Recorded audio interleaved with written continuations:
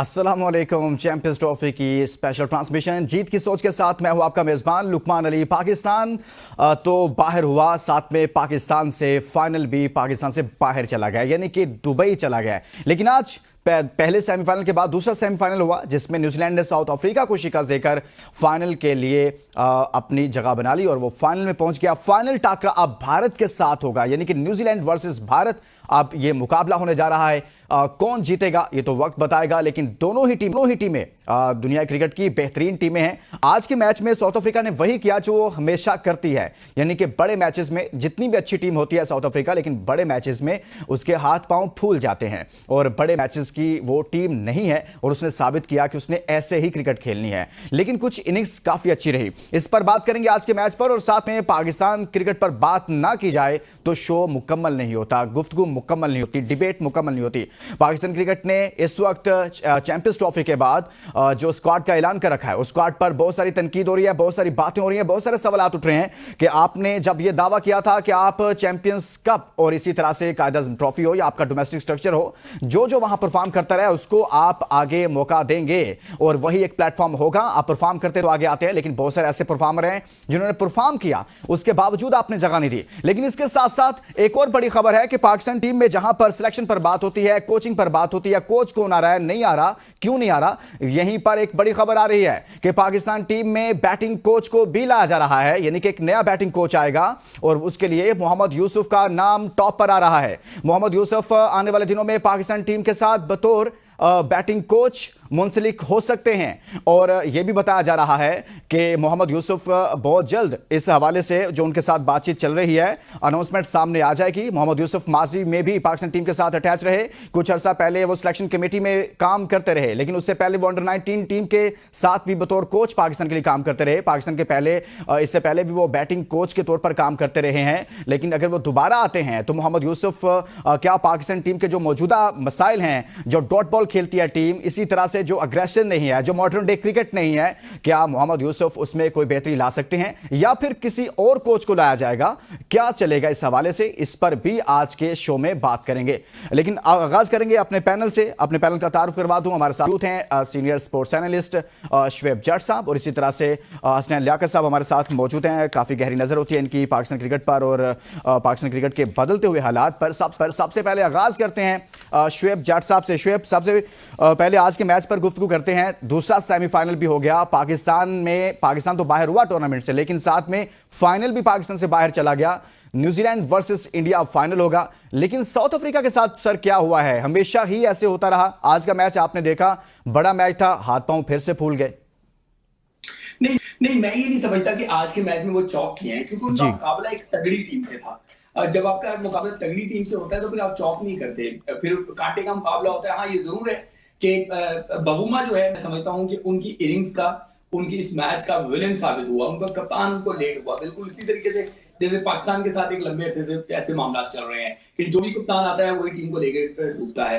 तो आप जाके देखिए, इतनी डॉट बॉल, जब आप 362 रन का जो है वो ताकुब कर रहे होते हैं, फिर इतनी डॉट बॉल्स जो है वो आप अफोर्ड नहीं करते। उस इनिंग्स ने पूरे मैच का सत्यानाश कर दिया। फिर डेविड मिलर की सेंचुरी भी रायगा गई, फिर डाउसन की कोशिशें वो भी रायगा गई। लेकिन मैं किसी तौर पर नहीं समझता कि इस मैच में जनूबी अफ्रीका चौक किया है। हमेशा जनूबी अफ्रीका तब चौक करती रही है जब अपोनेंट जो है वो उसके मुकाबले में थोड़ा वीक नजर आ रहा होता था। लेकिन ये अपोनेंट, ये चैंपियंस ट्रॉफी का विनर अपोनेंट है, मुझे ऐसा लगता है, क्योंकि इसके पास तमाम ही इसके बॉक्सेस टिक हैं। उनके बेहतरीन पेसर्स जो है मैट हेनरी के तौर पे काम कर रहे हैं, उनके बेहतरीन स्पिनर जो है वो उनके कप्तान सेटनर के तौर पे काम कर रहे हैं, उनके बेहतरीन जो है वो बैटर्स चाहे केन विलियमसन हो, उन्होंने भी सेंचुरी की, फिर रविंद्रा सेंचुरी कर रहे हैं, और फिर नीचे जो है ना वो वैल्यू ऐड करने वाले भी हैं फायरिंग पावर के तौर पे। तो इस मैच को कम से कम आप चौक ना कहें, मेरी ये रिक्वेस्ट है।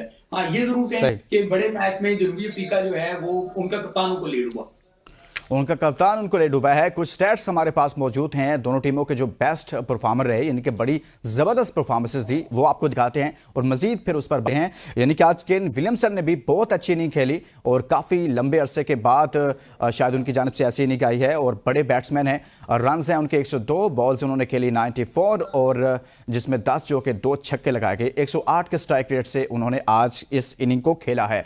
दूसरी जानिब मिलर, जिनको दुनिया क्रिकेट में किलर भी कहा जाता है, यानी कि एक उनके नाम के साथ अटैच कर दिया जाता है कि वो बहुत तेज़ खेलते हैं और अगली टीम को अच्छा खासा फेंटा लगाते हैं। तो आज उन्होंने वैसे ही किया, एक एंड से वो खेलते रहे, छक्के चौके मारते रहे, लेकिन दूसरे एंड से बाकी किसी भी प्लेयर ने उनका साथ नहीं दिया। रन्स यानी कि 100 किए और बड़े इंटरेस्टिंग थे उनका ये 100 रन्स करना। जब बिल्कुल कम बॉल रह गए थे तो उन्होंने एक छक्का भी मारा और उसके साथ साथ 2 रन्स लिए, और यूं उनकी आखिरी बॉल, जो इनिंग की आखिरी बॉल थी, उस दौरान उनका 100 मुकम्मल हुआ, लेकिन वो अपनी टीम को मैच जितवा नहीं सके।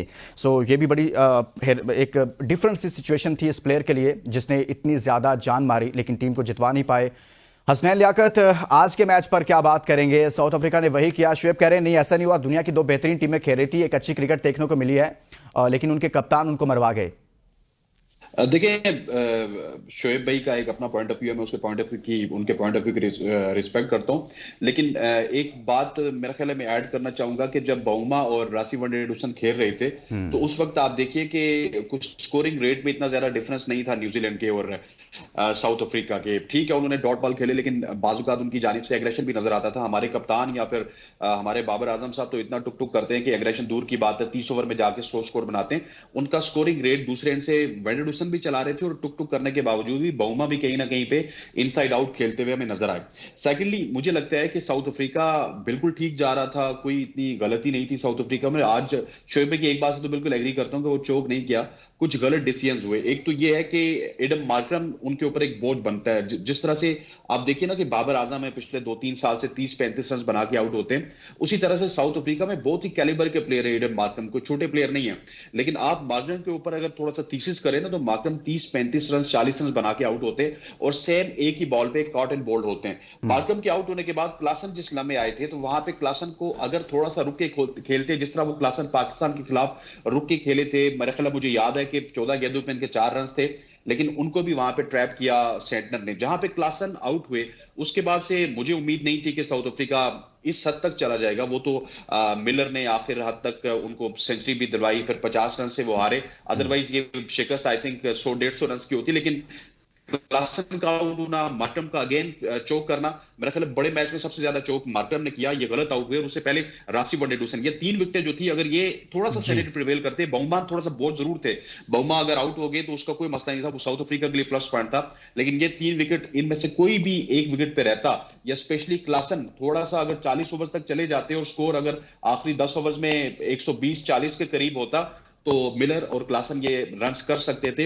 यहां पे थोड़ा सा गलती हुई है साउथ अफ्रीका की जानिब से, अदरवाइज एक तगड़ा मैच हुआ, जबरदस्त मैच हुआ। शुएब, अगर हम बात करें केन विलियमसन की, काफी लंबे अरसे के बाद उनकी जानिब से एक अच्छी इनिंग आई है, और उससे पहले यानी कि उसके बाद अब उनका मुकाबला इंडिया से, और वो है फाइनल। और फाइनल से पहले केन विलियम जैसा बैट्समैन फॉर्म में वापस आ गया, एक अच्छी इनिंग खेली।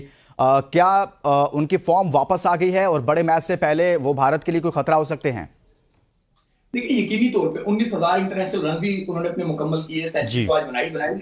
तो उनकी क्लास जो है वो नेक्स्ट लेवल की क्लास है। ये मतलब उन खिलाड़ियों में है जो अपनी लेगेसी छोड़ जाते हैं। आज वो न्यूजीलैंड के सबसे ज्यादा इंटरनेशनल रन बनाने वाले भी खिलाड़ी हो गए, और ये खिलाड़ी जो है ना ये समझते हैं कि क्रिकेट के चैप्टर बन जाते हैं, ये क्रिकेट का बाप बन जाते हैं। और जहां तक आपने फाइनल की बात की है, देखिए ये 300 प्लस गेम थी, फाइनल शायद 300 प्लस का गेम ना हो। वहां पे आप देखिए दुबई में अभी तक जितने मैचेस हुए वो 250 के इर्द गिर्द घूमते रहे हैं। तो उस मैचेस में आपको एक चीज और मैं याद दिलाऊंगा कि नैरोबी में मैच था चैंपियंस ट्रॉफी 2000 का फाइनल, वो भी इन्हीं 2 टीमों के दरमियान हुआ था, न्यूजीलैंड और भारत के दरमियान। वहां पे शाहरुख गंगोली ने सेंचुरी की थी, जहां तक मुझे याद पड़ता है। फिर क्रिस केज गालिबन जो उन्होंने जवाबी सेंचुरी की थी और उनकी टीम जीती थी। वो कंडीशंस और दुबई की कंडीशंस बहुत ज्यादा डिफरेंस आपको नजर नहीं आएगा। ऐसा नहीं था कि वो एकदम सीमिंग ट्रैक पे हो रहा था, तो उसी तरह की फंसी हुई विकेट होगी। लेकिन इस न्यूजीलैंड को मैं उस न्यूजीलैंड से ज्यादा मजबूत समझता हूं, क्योंकि इसके पास मैंने आपको कहा ना कि ओपनर से लेके 90 नंबर तक मुकम्मल बैटर्स मौजूद है, ऐसे बैटर्स मौजूद हैं जो तेजी से रन बना सकते हैं। इसी तरीके से इनके पास हेनरी से लेके और फ्लिप्स तक जो है वो ऐसे बॉलर मौजूद हैं जो अपोनेंट को किसी भी टाइम मुश्किल में डाल सकते हैं। तो इंडिया के लिए हर सूरत में ये लोहे के चने साबित होंगे। अगर कोई ये समझता है कि एक बड़ा वन साइड फाइनल होगा तो मुझे नहीं लगता। मुझे तो ये चांसेस लगते हैं कि ब्लैक कैप्स जो है वो एक मरतबा फिर रिपीट टेलीकास्ट करेंगे। 2000 का चैंपियंस ट्रॉफी का फाइनल भारत को लेकर उन्होंने जीता, तो यही उनका गालिबन एक ही आईसीसी का टाइटल न्यूजीलैंड के पास पड़ा हुआ है। तो हो सकता है कि अब उनके टाइटल की तादाद 2 हो जाए।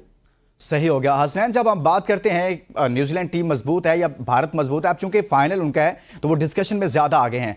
न्यूजीलैंड एक ही मैच हारा इस टूर्नामेंट में और वो मैच भी वो भारत से हारा है ग्रुप मैच में, आपको पता है।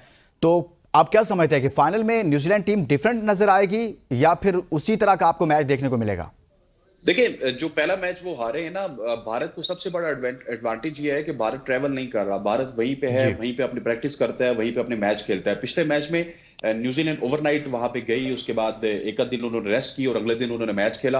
अनफॉर्चुनेटली रन्स को इतना ज्यादा बड़ा नहीं था, लेकिन शायद इंडियन स्पिनर्स को, इंडियन बॉलिंग को दाद देनी होगी कि जिन्होंने न्यूजीलैंड का कला कमा किया। लेकिन अब बहुत ज्यादा रेस्ट है। अब आप देखिए कि आज वो यहां से वहां पे जाएंगे, 1-2 दिन रेस्ट भी है, फिर उसके बाद एक आध दिन प्रैक्टिस करेंगे, फिर मैच डे है।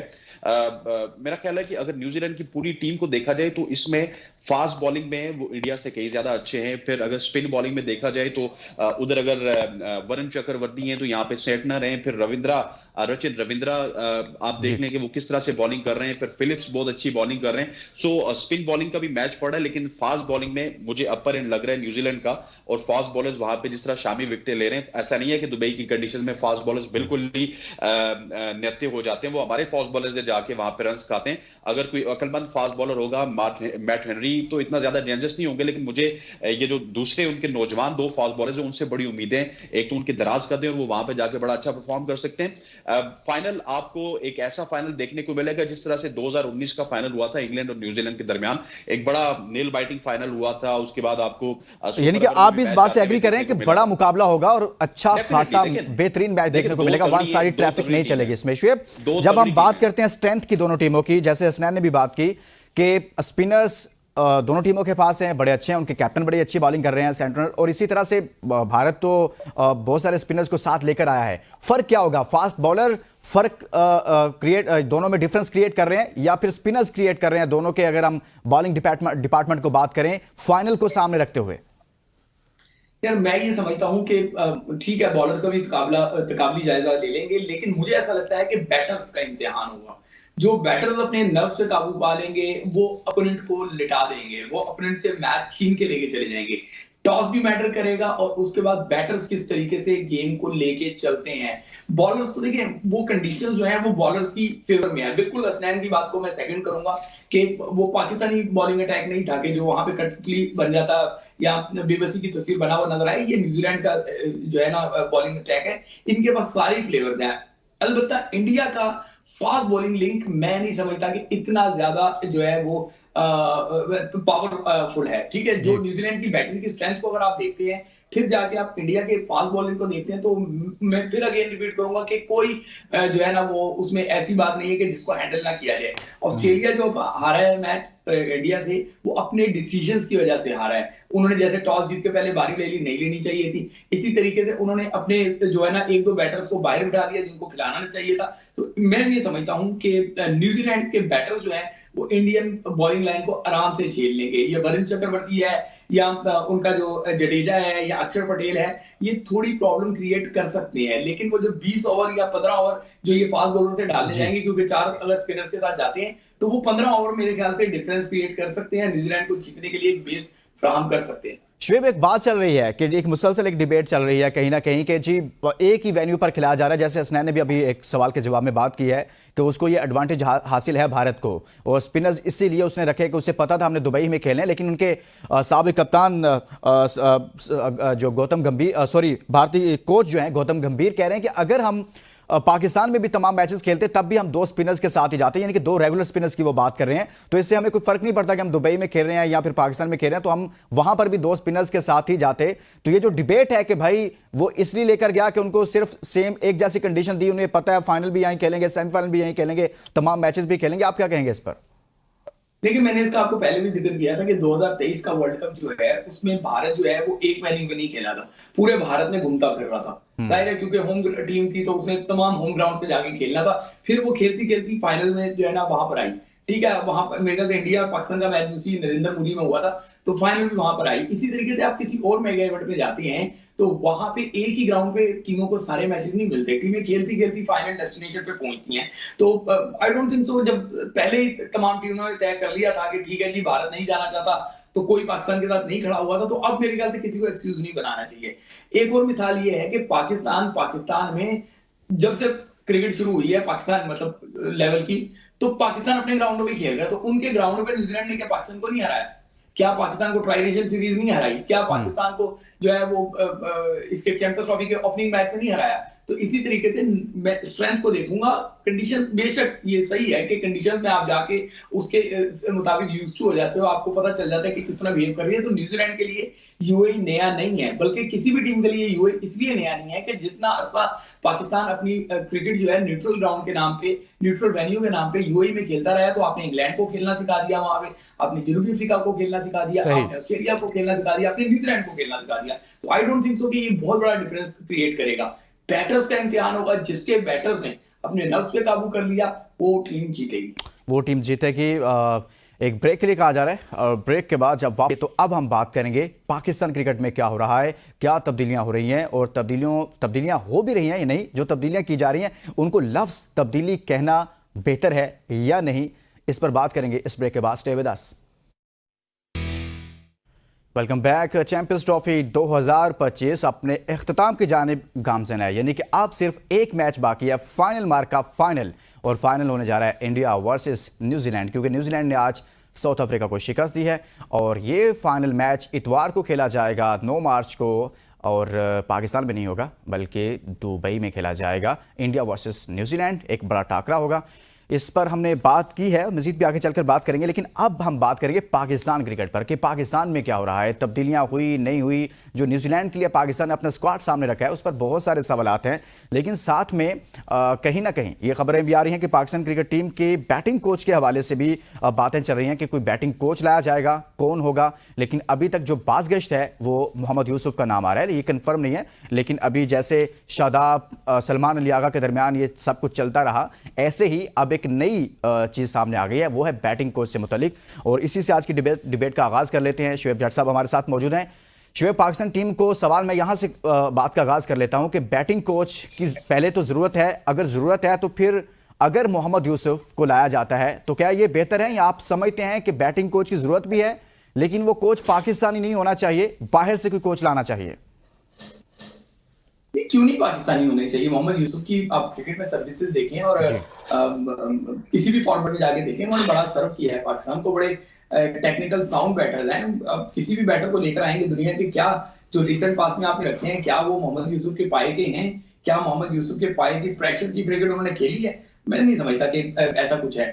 हाँ, ये जरूर एक सवाल मेरे ज़हन में आ रहा है जब आप इंट्रो पढ़ रहे थे, इस सवाल की तरफ आ रहे थे कि पाकिस्तान तो बैटिंग और बॉलिंग दोनों में फेलियर हुआ है चैंपियंस ट्रॉफी में या रिसेंट पास में, वो हर जगह कोलैप्स कर रहा है। तो फिर अजहर महमूद वहां पे टिके में आज भी बॉलिंग कोच, बैटिंग में आप शाहिद असलम आपने पार्ट टाइम उनको रखा हुआ था, उनको साइड पे करके फुल टाइम आप मोहम्मद यूसुफ को लेकर आ गए हैं। तो फिर ये अजहर महमूद को कोई पूछने वाला नहीं है कि भाई हमारी बॉलिंग का क्या हाल हो गया है। हारिस रऊफ जो 150 की स्पीड के साथ इतना पिटता है, इसी तरीके से बाकी बॉलर्स की अगर हम बात कर लें, तो नसीम शाह की बात कर लें, तो फिर ये चल क्या रहा है? अजहर महमूद वहां पे क्या कर रहे हैं? ये सबका सब टोपी ड्रामा चल रहा है, सबके सब जो है ना वो मामला चल रहे हैं। और एक और मैं बता दूं कि मोहम्मद यूसुफ उसकी मैनेजमेंट का हिस्सा थे, आप देख लें, जिसमें सकलैन मुश्ताक हेड कोच थे। तो आप कह सकते हैं कि सकलैन मुश्ताक हेड कोच क्या कहते हैं, रीस्टोरिंग और रीलोडिंग, कुछ भी जो आपने कहना है, या लोडिंग, ठीक है ना, तो वो लोड होना है। उन्होंने उससे पहले आहिस्ता आहिस्ता उनकी तमाम जो टीम थी पुरानी, शायद वो वापस आ रही।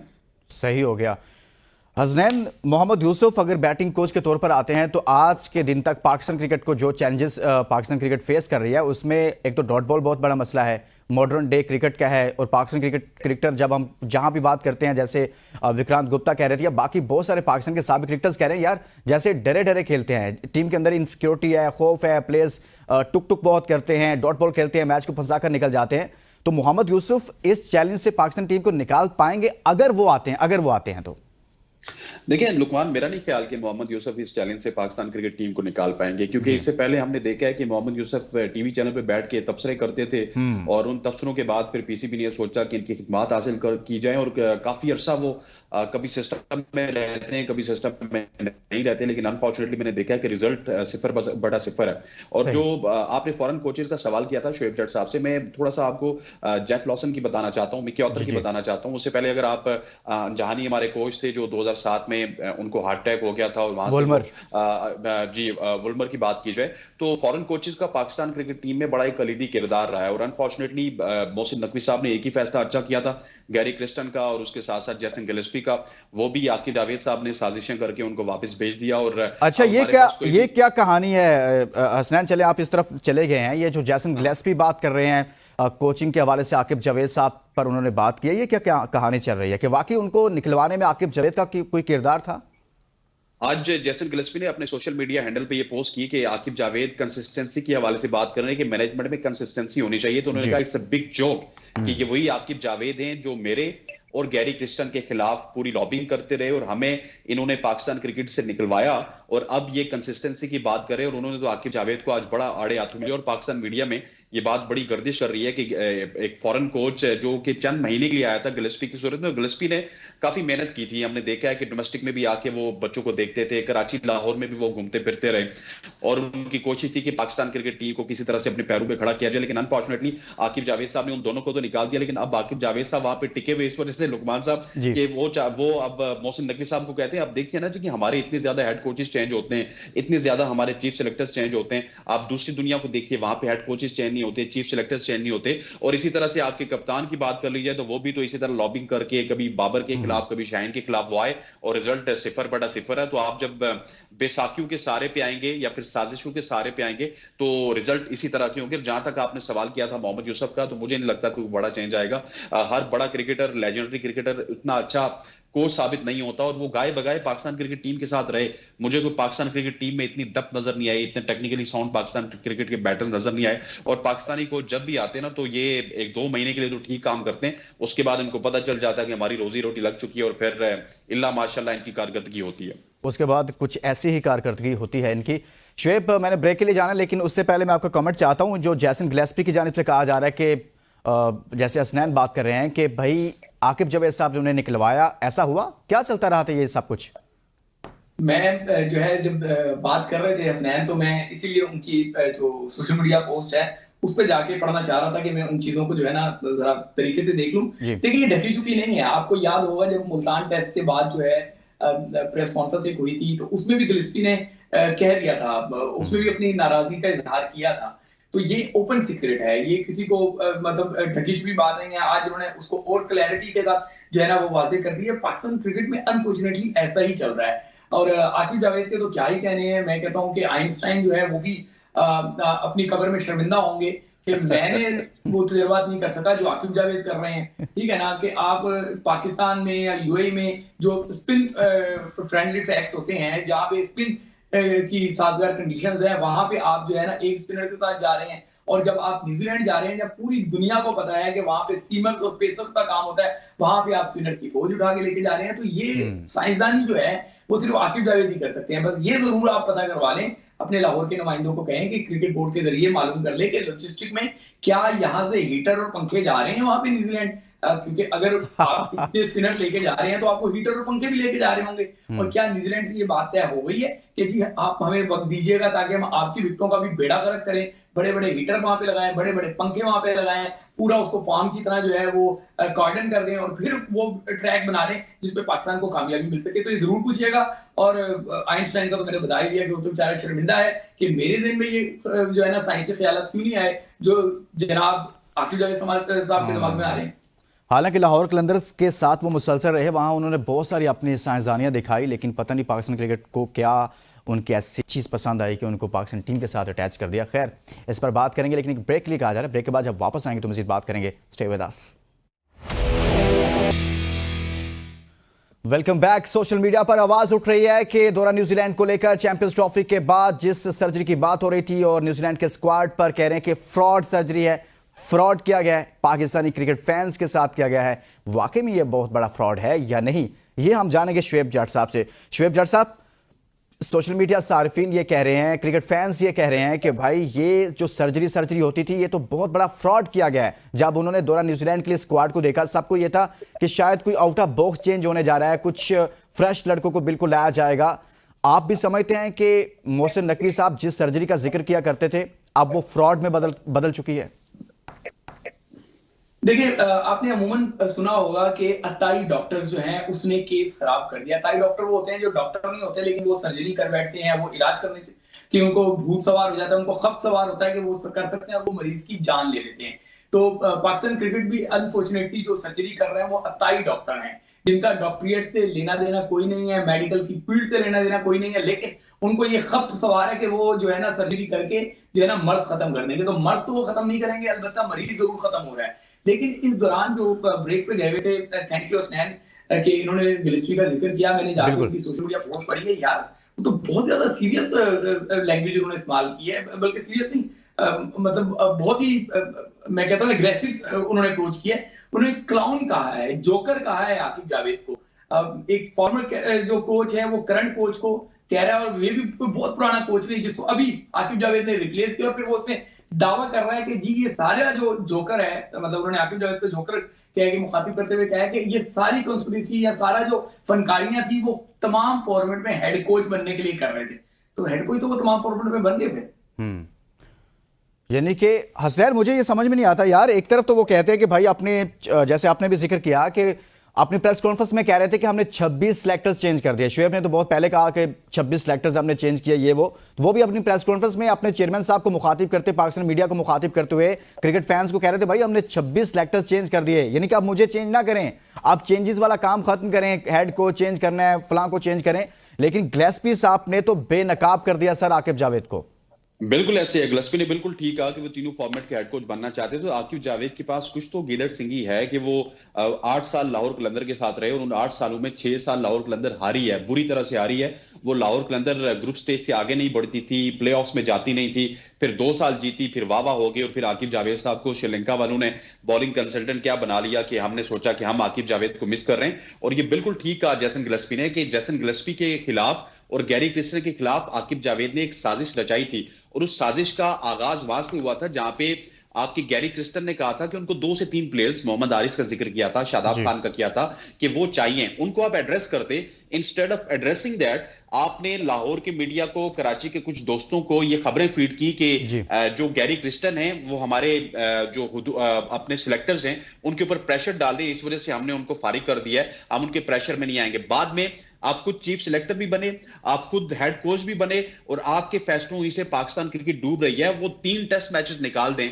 जो 2 इंग्लैंड के खिलाफ आपने जीते और 1 वेस्टइंडीज के खिलाफ, आप देख लीजिए कि आकिब जावेद साहब बुरी तरह से नाकाम हो रहे हैं। चैंपियंस ट्रॉफी आपके सामने है, ये इसी वजह से है कि जब वो आए तो वो साजिश के जरिए यहां पे उन्होंने रिप्लेस किया, और आपकी कप्तान का भी यही हाल है कि वो भी साजिशें कर करके कप्तान बने, और अब आपकी क्रिकेट का हाल आपके सामने है। हमारी क्रिकेट का हाल सबके सामने है। वो बंदा जो खुद कहे कि हमें ऐसा नहीं करना चाहिए, लेकिन ऐन उसी वक्त वही बंदा वही कुछ कर रहा हो, तो फिर उस बंदे को क्या कहा जाता है? उस बंदे को शायद वही कहा जाता है जो गिलेस्पी साहब ने कहा है। मेरे ख्याल में तो ऐसा ही कहा जा सकता था। शुएब, अगर जब हम बात करते हैं, कुछ आप आगे बढ़ते हैं, स्क्वाड की बात करें दौरान न्यूजीलैंड को लेकर, सर क्यों ऐसा किया गया पाकिस्तान क्रिकेट के साथ कि जब ये सवाल उठ रहा था कि जिन्होंने परफॉर्म नहीं किया, होना तो ये चाहिए था कि उनको निकालते, लेकिन जिनको मैचेस ही नहीं दिए गए, खिलाया ही नहीं गया, उनको निकाल दिया गया, और जिन्होंने अच्छी परफॉर्मेंस नहीं दी उनको कहा गया साहब बहादुर की जानिब से, सर आप यहां पर आकर बैठ जाएं और ये क्रिकेट अब आप खेलेंगे और यहां आप एंजॉय करें, कल आप यहां परफॉर्म करेंगे तो हम यहां भी आपको ले आएंगे, आप परेशान ना हो। तो सर मैं तो गलत बोलने लगा था, इतनी तसल्लियां इनको क्यों दी जाती हैं, इतना क्यों इनको किया जाता है कि जितनी मर्जी गंदी परफॉर्मेंस हो इन पर कोई बात नहीं हो सकती? देखिए, पाकिस्तान क्रिकेट का मैंने आपको बताया ना कि सर्जरी वो लोग कर रहे हैं जो मर्ज नहीं मरीज को मारने के या मरीज को खत्म करने के दर पे हैं। इनकी बात तो हम बार बार शोज में करते रहते हैं क्योंकि क्विकली टाइम खत्म होने वाला है। मैं समझता हूं कि उन पे भी बात कर लें जिनको नवाजा गया है। अब्दुल समद नाम का एक खिलाड़ी जो है वो पाकिस्तान के स्क्वाड में शामिल किया गया है। टोटल उसके T20 फॉर्मेट में 240 रन है। अब पाकिस्तान की कैप इतनी सस्ती हो गई है कि 240 रन, वो भी 18 की औसत से। चंद मतलब उनके जाके मैचेस देखे 10 या 12 मैचेस, अगर मैं गलत नहीं हूं, उनमें जो है वो 240 रन, ठीक है, और 18 की उनमें औसत से भी ये एक इनिंग आई थिंक अच्छी है शुएब, और नहीं, एक भी इनिंग नहीं है सर। एक इनिंग वो होती है जिसमें कम से कम 50 तो हो, एक 50 नहीं है। आखिरी उनकी 10 बारियां अगर हम देखते हैं ना, उन 10 बारियों में वो 5 मरतबा 0 पे आउट हुए हैं। अब तो समझ, जिसको आप जो है वो फिनिशर के नाम पे यानी कि एक जा बंदा रहे जो हैं। 250 रन्स भी नहीं है उसके T20 में, और उसको तो आपने फिनिशर के नाम पे आप ऐड कर रहे हैं। उसको आपने स्क्वाड में रख लिया है। बहुत बड़ा सवाल है। इसके साथ ही बहुत बहुत शुक्रिया शुएब जाट साहब, बहुत शुक्रिया हसनैन लियाकत साहब हमारे साथ मौजूद रहे। हमने बात की है होगा फाइनल, न्यूजीलैंड ने साउथ अफ्रीका को शिकस्त दी है और न्यूजीलैंड वर्सेस भारत अब चैंपियंस ट्रॉफी 2025 का फाइनल होगा। फाइनल पाकिस्तान में नहीं, दुबई में होगा। इसके साथ ही इजाजत दीजिए और अपना बहुत सारा ख्याल रखिए। अल्लाह हाफिज।